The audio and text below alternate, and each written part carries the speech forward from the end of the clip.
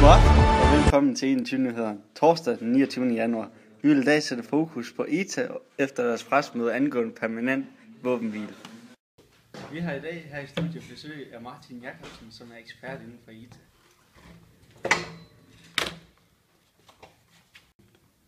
Og Martin Jakobsen, kan du fortælle os, hvilken form for terrorisme de udfører? Ja, ETA, som er en baskisk organisation, de gør især brug af nationalistisk terror, og de kæmper for uafhængighed i 3 spanske og 4 franske regioner. Og hvornår blev ETA dannet? Jamen, ETA de opstod i 1959, og de har sådan en politisk organisation, tilstået, der hedder Euskal Herritarrok. Og ETA de er imod alle, der ikke har den her nationalistiske følelse for Baskerlandet. Og Hvilke midler kan de bruge af? Midler. De gør brug af bomber og skydevåben, og så samtidig så tager de også gidsler og kidnapper folk. Og hvordan er befolkningens opbakning til ETA?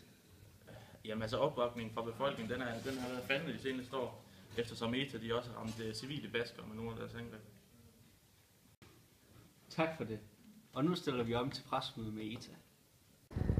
Euskadi askatasunak, nazioaskapenerako Euskal Erakunde Sozialista iraultzaileak, adierazpen honen bidez bere erabakit eta hausnarketaren berri eman nahi dio Euskal Herriari. Menderdi luze igaro da etak Euskal Herriaren ukazio.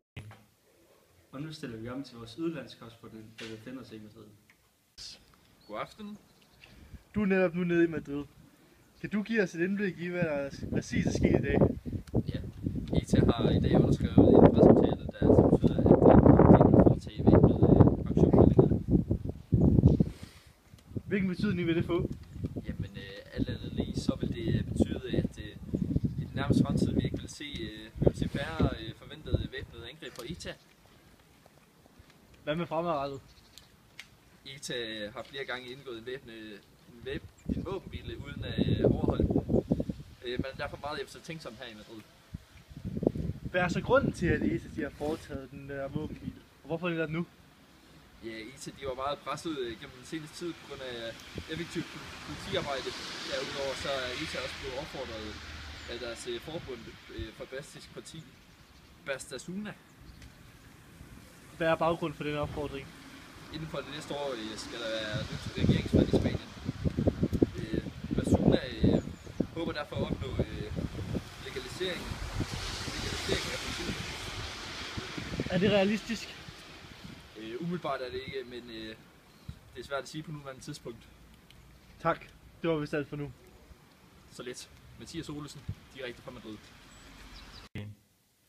Det var nyhederne for i aften. Vi ses i morgen, samme tid, samme sted.